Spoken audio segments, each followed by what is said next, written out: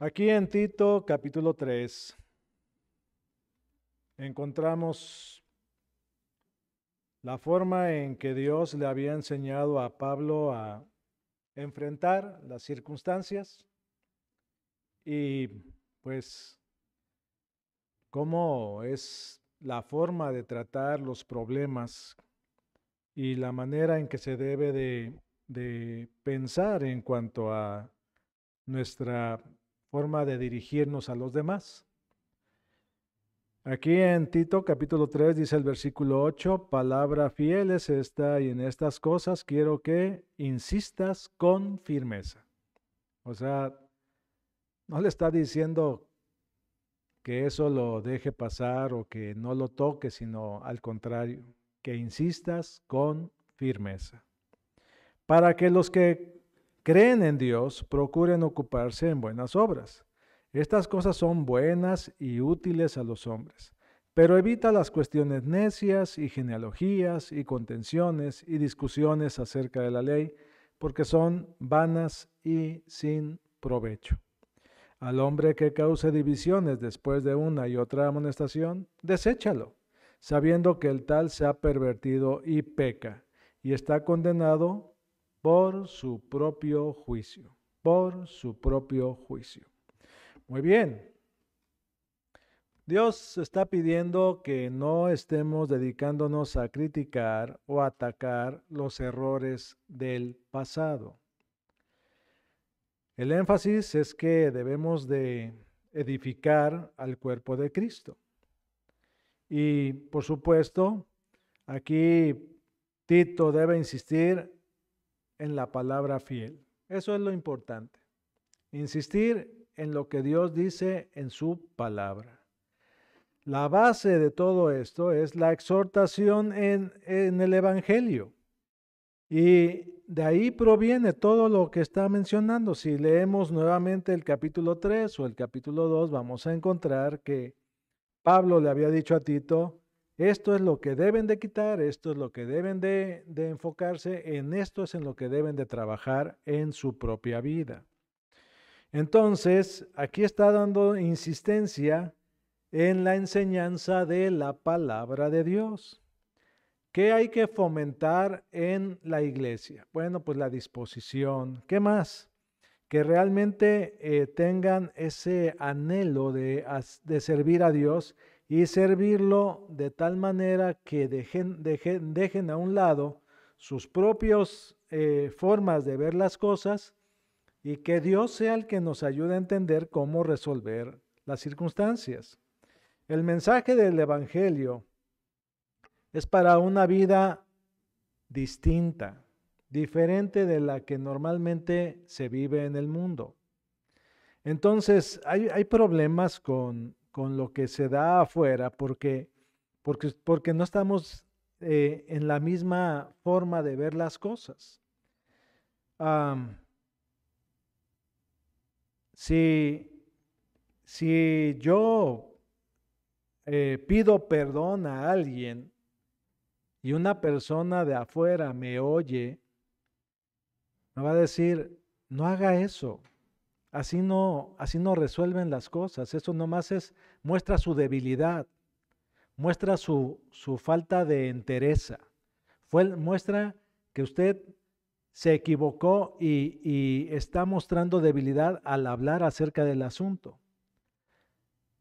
Pero Dios dice, pide perdón por cualquier ofensa que cometas contra alguna persona. Si se ofendió, pídele perdón.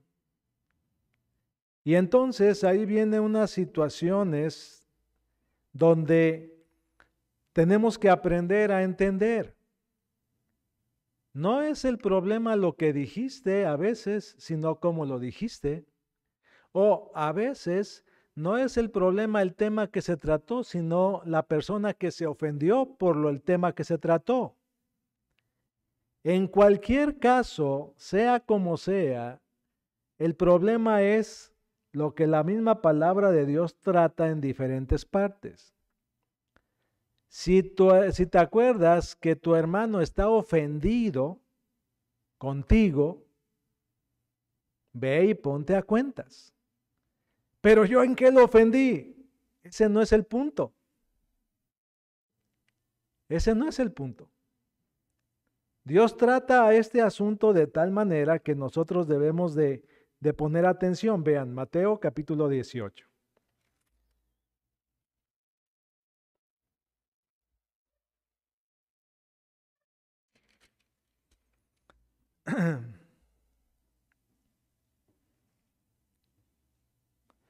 Aquí en Mateo 18 dice, por tanto, si tu hermano peca contra ti, ve y repréndele estando tú y él solo. Si te oyere, has ganado a tu hermano.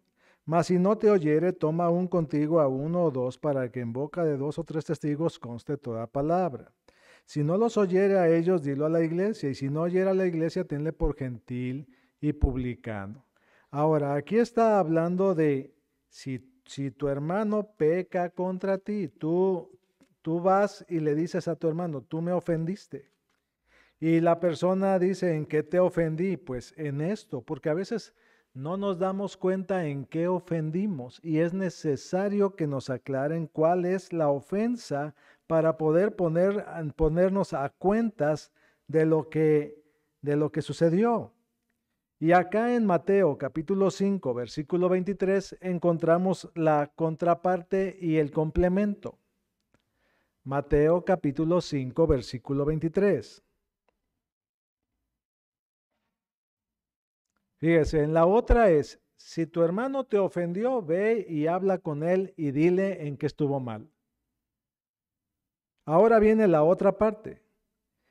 Por tanto, si traes tu ofrenda al altar y allí tú te acuerdas de que tu hermano tiene algo contra ti. Yo recuerdo, ay, como que lo vi ofendido por alguna cosa. Tengo que ir a platicar con esa persona y decirle, ¿estás ofendido conmigo?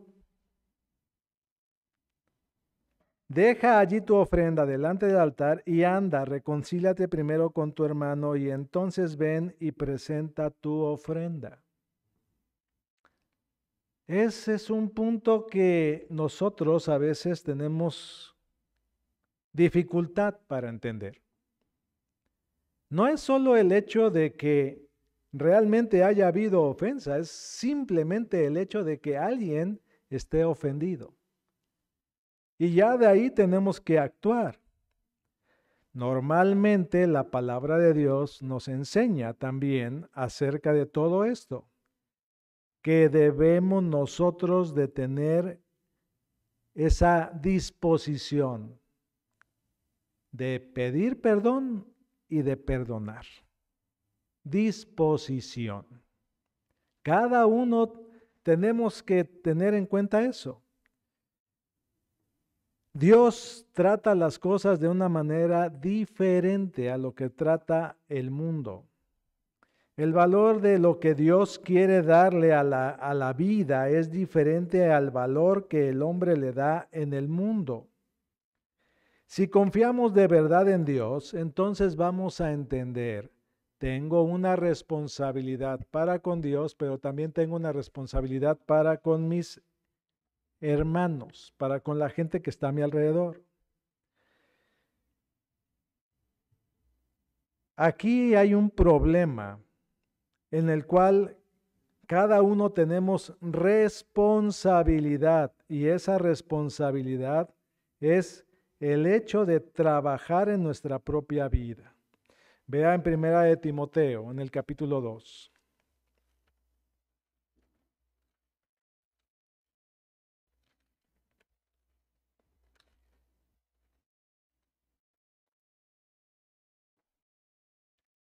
Primera de Timoteo, capítulo 2.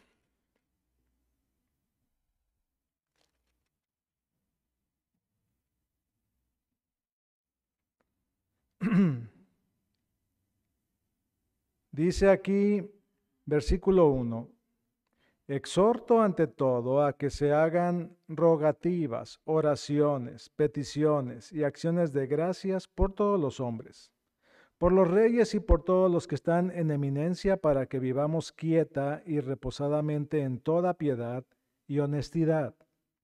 Porque esto es bueno y agradable delante de Dios nuestro Salvador. A lo mejor delante de la gente no, pero delante de Dios sí. El cual quiere que todos los hombres sean salvos y vengan al conocimiento de la verdad.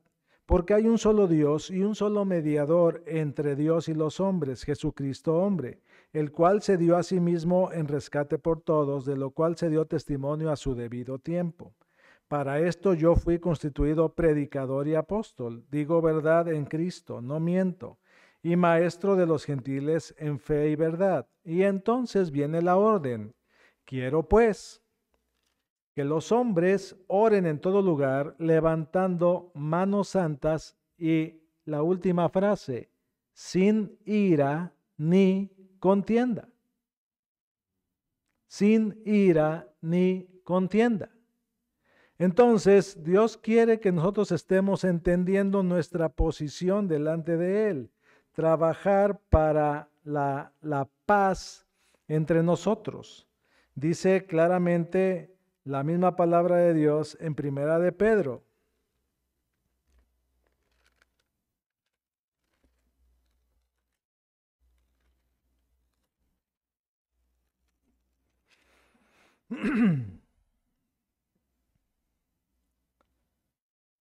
Capítulo 2.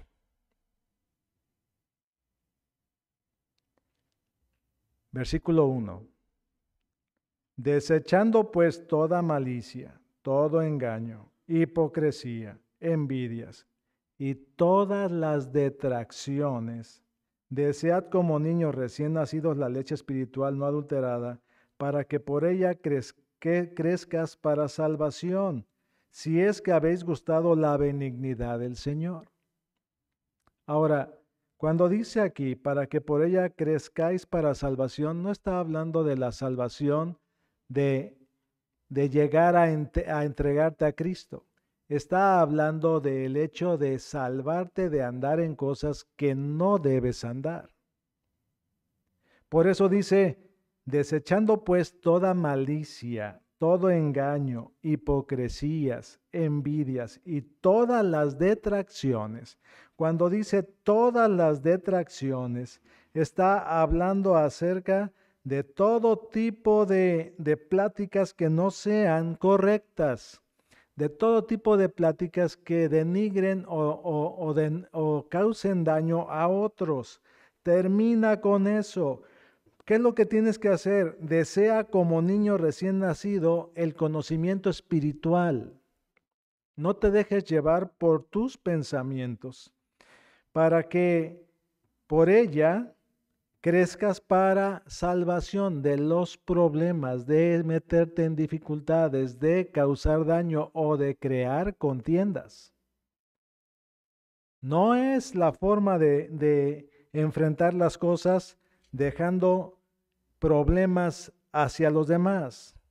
Por eso Tito recibió instrucciones para no malgastar su tiempo participando en discusiones necias que no producen nada de valor. No ayuda en nada. Y aquí Pablo le está diciendo a Tito en el versículo 9, Tito 3:9, evita las cuestiones necias.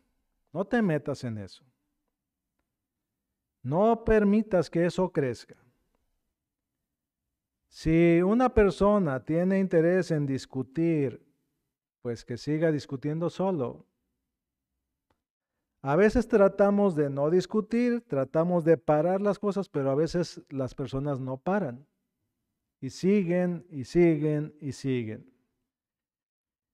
Dios quiere que estemos transformados por la palabra de Dios y no conformados a los desastres. Es algo que Dios quiere como un estilo de vida de los creyentes. Y quiere que nosotros entendamos esto. Hay aquí una lista de cuestiones que a lo mejor era un problema principal allá en Creta. Y ilustra la forma en que la gente se divertía. ¿Cómo se divertía la gente? Pues vamos a tener una discusión sobre genealogía. Vamos a tener una discusión sobre este tema y vamos a ver, esa era su forma de divertirse. Pero no había edificación y en muchas ocasiones terminaban peleados. Generalmente eso no llevaba a una ayuda para nadie. Eran temas sin mayor valor. No eran temas que tuvieran algo que realmente estimulara la bendición de Dios en su vida. Eran temas que causaban más bien separación. Y eso era el problema de ellos.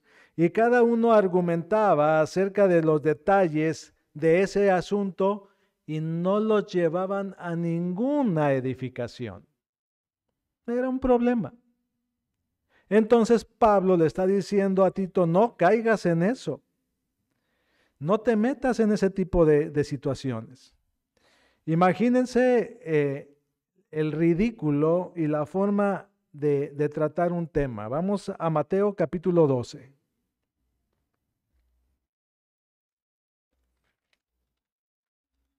Y estos eran los letrados, los entendidos. Marcos capítulo 12.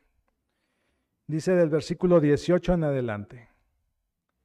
Entonces vinieron a él los saduceos que dicen que no hay resurrección y le preguntaron diciendo, Maestro, Moisés nos escribió que si el hermano de alguno muriere y dejare esposa, pero no dejare hijos, que su hermano se case con ella y levante descendencia a su hermano. Y aquí viene la parte que era para ellos una discusión, pero era una suposición y una suposición demasiado loca. No era algo real, era demasiado llevarlo lejos. Y Cristo no se metió en la discusión de decirles acerca de eso, simplemente les dio la respuesta de lo que ellos no entendían. Y entonces dice, hubo 7 hermanos, el primero tomó esposa y murió sin dejar descendencia, y el segundo se casó con ella y murió y tampoco dejó descendencia, y el tercero de la misma manera, y así los 7.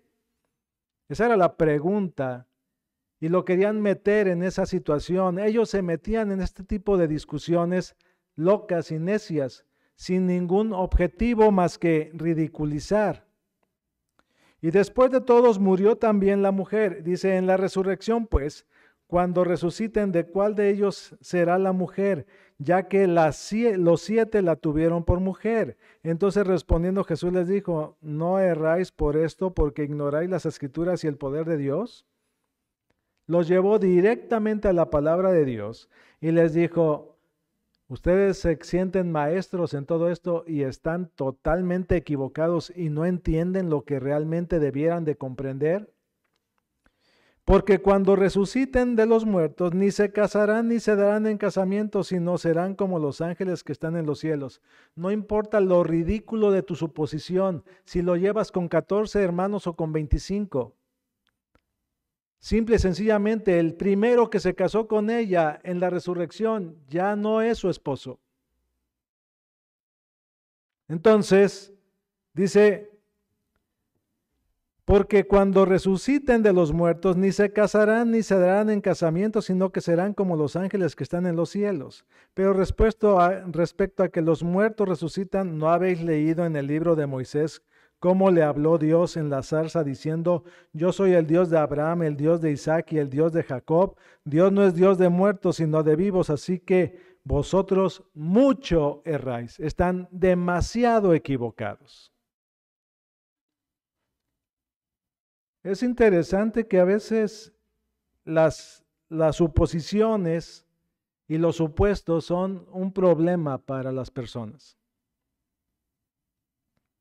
¿Cuántas veces me han preguntado, si Adán y Eva no hubieran pecado, qué hubiera pasado? Esa suposición no tiene ninguna base, pero se contesta. Y es necesario que la gente entienda, primeramente eso no sucedió. Pero si hubiera sucedido así, cada hombre tendría que pagar por sí mismo y necesitaría un redentor personal. Y eso es lo más que se puede responder. ¿Cuántas suposiciones y cuántas cosas en las que a veces caemos y discutimos por cosas que no suceden o que no tienen ningún sentido? ¿Y cuántas cosas que a veces la gente quiere saber de algo que no tiene ninguna razón de ser? Hace no sé cuántos años preguntaron que cuántos ángeles cabían en la cabeza de un alfiler.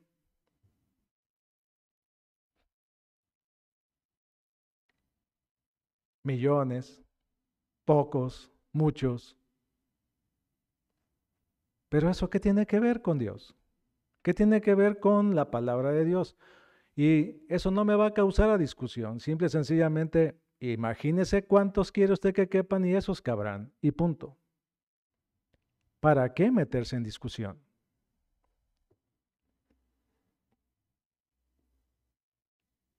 A veces la importancia no radica en saber y lo que quieren es causar problemas.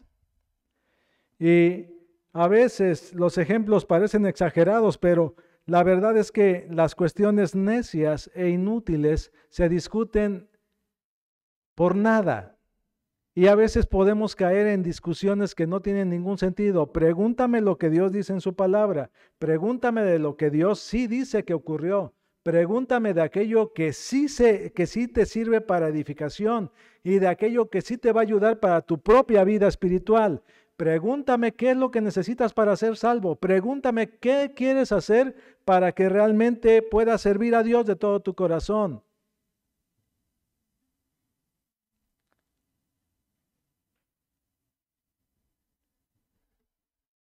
Cuando habla acerca de genealogías, querían investigar quién era hijo de quién y en qué fechas vivieron y otros temas que no servían para nada.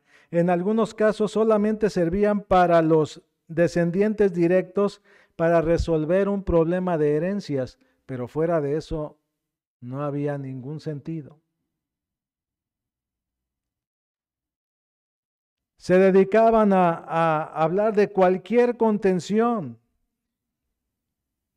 Si usted quiere preguntar quién es más importante en la iglesia, eso lo preguntaron los apóstoles. ¿Quién será el más importante de nosotros?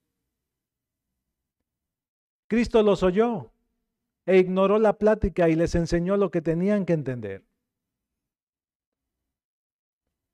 Hay cosas que no sirven, que no edifican. Vea en 1 Corintios capítulo 2.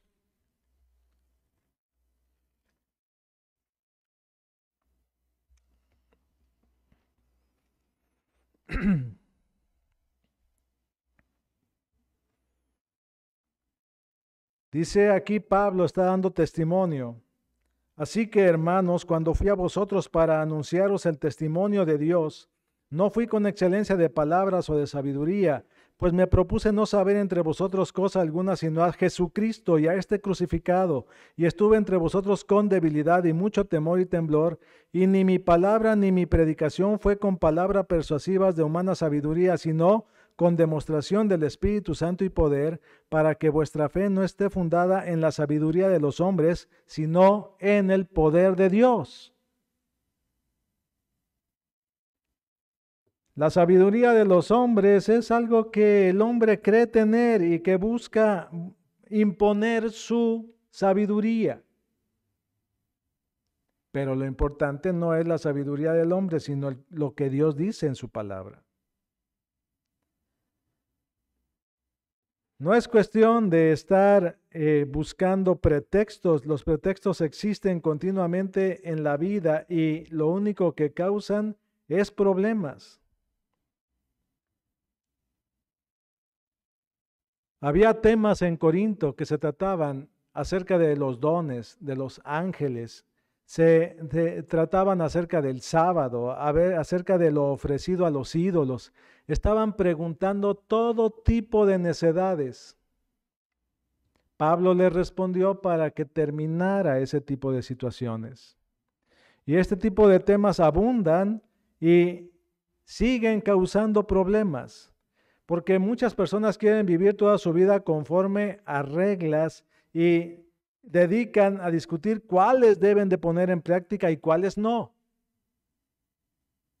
Y Dios lo que dice es, esta es la manera de enfrentar las circunstancias. Hay que someterse, resolver, poner en orden las cosas y no dejar que eso trascienda. Pero a veces hay gente contenciosa.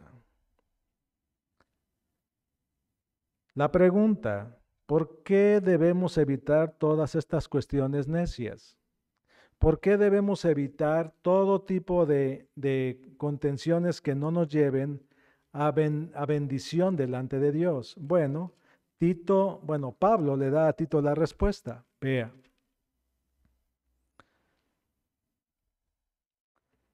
Dice Tito otra vez, 3:9. Pero evita las cuestiones necias y genealogías y contenciones y discusiones acerca de la ley, la razón, porque son vanas y sin provecho. Por eso, no son útiles, no edifican a nadie y sí causan división y problemas.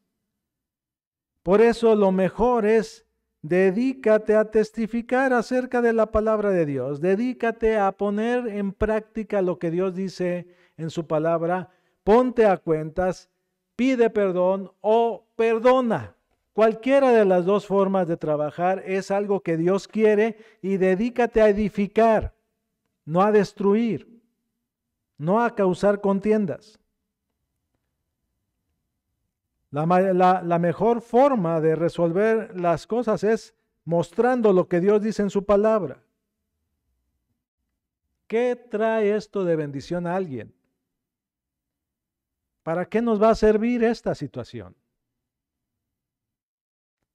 La mayoría de los casos es porque quieren satisfacer su propio ego, quieren mostrar que son mejores que los otros y que lo que pueden hacer es imponer su posición.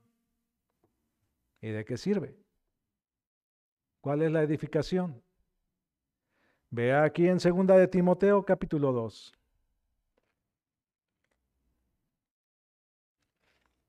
Dice el versículo 20.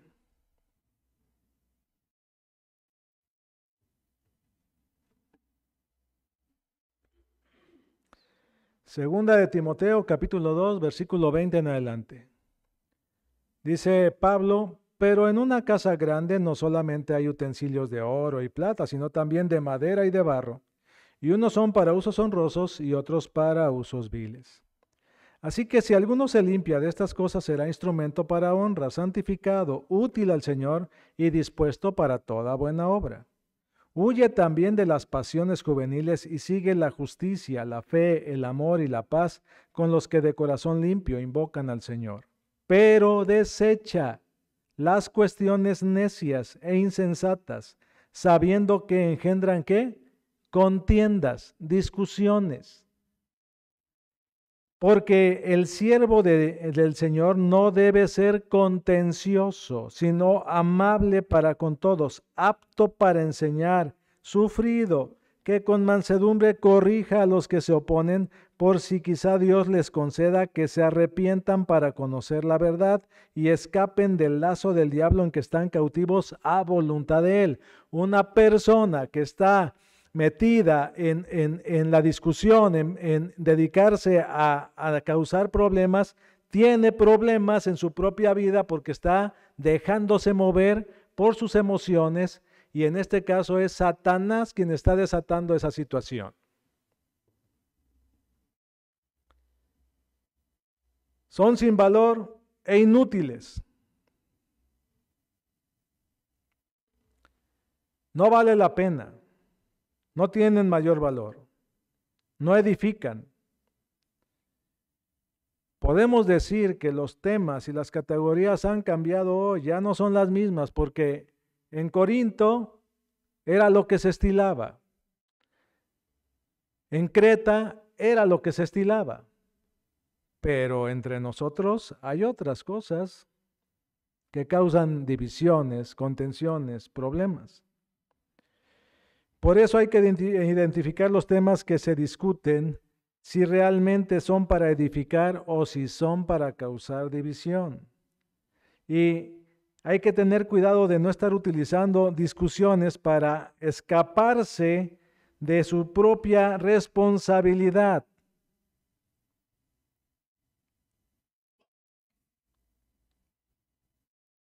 Todo esto debe de tener su base en la palabra de Dios. ¿Qué debe de hacerse en tales cuestiones? ¿Seguir discutiendo? ¿Terminar con eso? ¿Y qué sigue?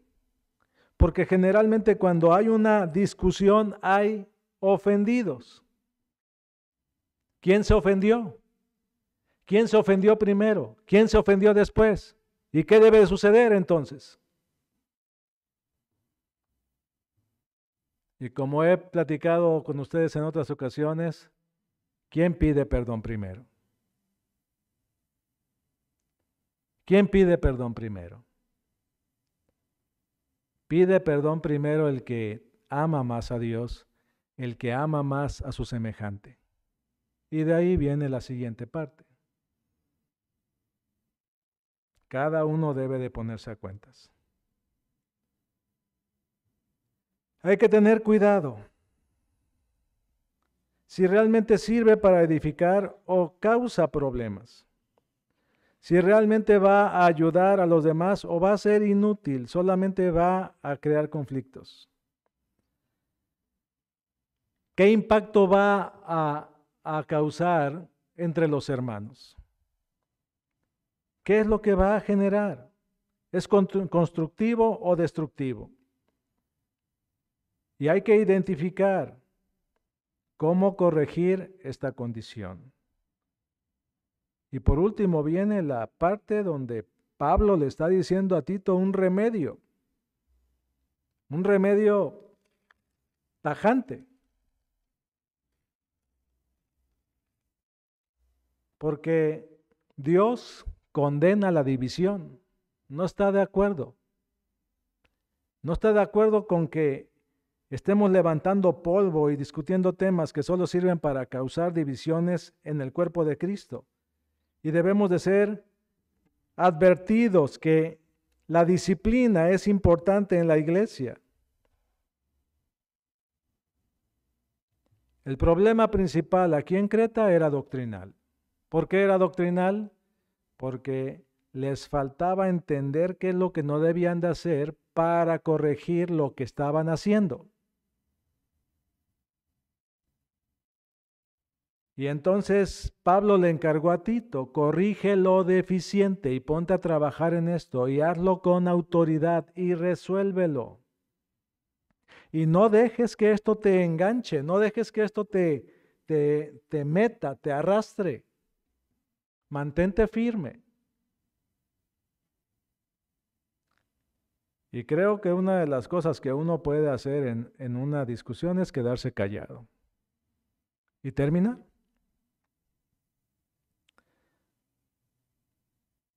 El problema aquí de lo que Pablo está tocando es cuando una persona quiere dividir a la iglesia. Dios no tolera eso.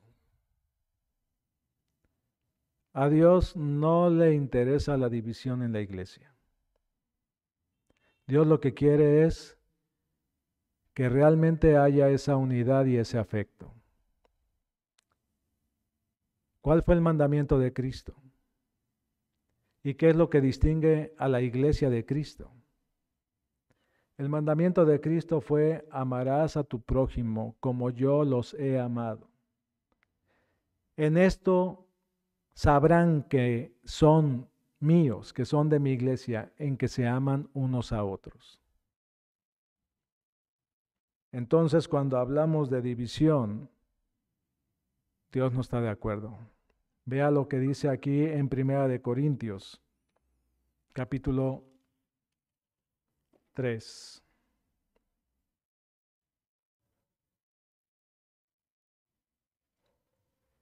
Versículo 16.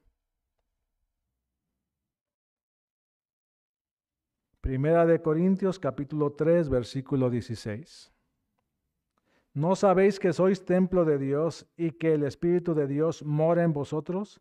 Si alguno destruyere el templo de Dios, Dios lo destruirá a él, porque el templo de Dios, el cual sois vosotros, santo es. Dios no tolera eso. Aquí hay 3 pasos para confrontar este tipo de situaciones. Se les amonesta una vez. Se amonesta una segunda vez. Pero si siguen lo mismo, hay que apartarse de ellos hasta que reconozca su condición, se arrepienta y se ponga a cuentas. Ese es el orden.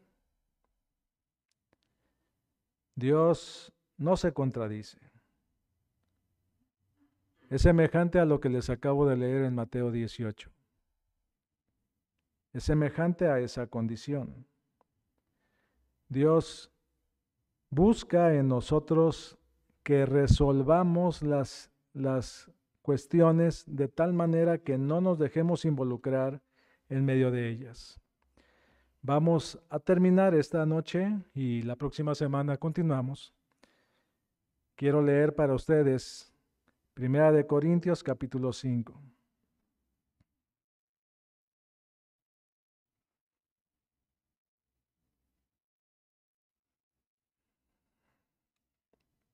Del versículo 6 en adelante. Primera de Corintios capítulo 5 versículo 6. Hace una aseveración. No es buena vuestra jactancia.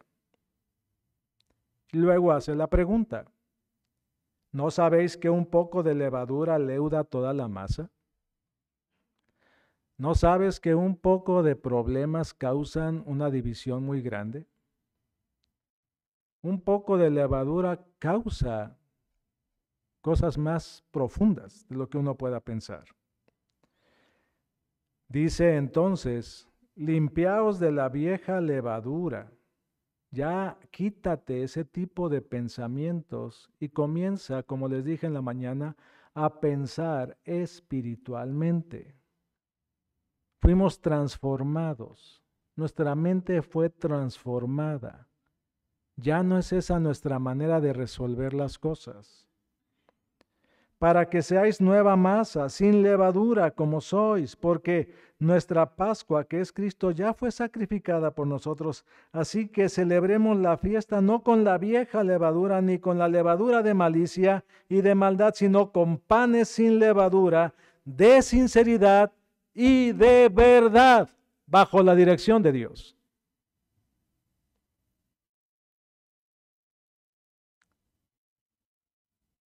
Os he escrito por carta que no os juntéis con los fornicarios. Y aclara, no absolutamente con los fornicarios de este mundo, o con los avaros, o con los ladrones, o con los idólatras, pues en tal caso sería necesario salir del mundo. Pero más bien os escribí que no os juntéis con ninguno que llamándose hermano tenga estas actitudes. Dios es claro y pone las cosas en su debido orden y dice cómo resolver los problemas. Ten cuidado con uno que llamándose hermano fuere fornicario, o avaro, o idólatra, o maldiciente, o borracho, o ladrón. Y dice, con el tal, ni aun comas. Porque ¿qué razón tendría yo para juzgar a los que están fuera de la iglesia? Ellos ya son juzgados por Dios.